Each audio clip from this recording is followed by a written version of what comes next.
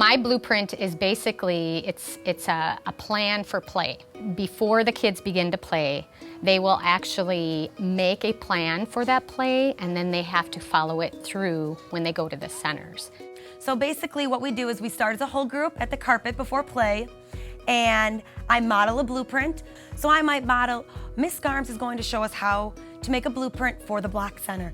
Oh, I'm gonna make my lines. I am going to build a tower. And then we go and we separate into 2 tables. And what we do is we sit down with our group and we have a center board. And on this center board, there's icons of each of our centers, and the kids get their pictures, and they're gonna tell me, oh, I wanna play at the block center. They put their picture next to the block center icon, and I give them their blueprint paper, and I say, okay, now what are you gonna do there? And I start guiding that conversation. And once they tell me, then I say, okay, I want you to make your picture. And then I'm gonna revisit them once their picture's done to make their lines. That will then ease into letters, sounding out words, and things like that. And after they create this blueprint, they then go to that center, and we use that as a tool to drive their play. We do have traditional centers in a sense. We have our math center and our literacy center and our block center. We have a dramatic play center, and then we also have an art science.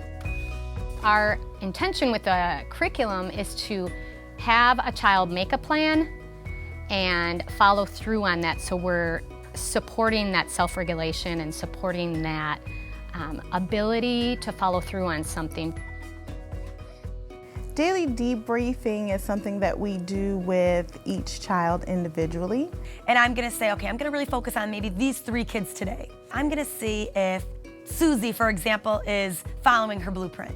So I use that, and then if she is, I make note of that. And if she's not, then I take her blueprint, I can bring it over to her, and I'll say, okay, Susie, you told me that you were gonna feed your baby. Where's your baby at?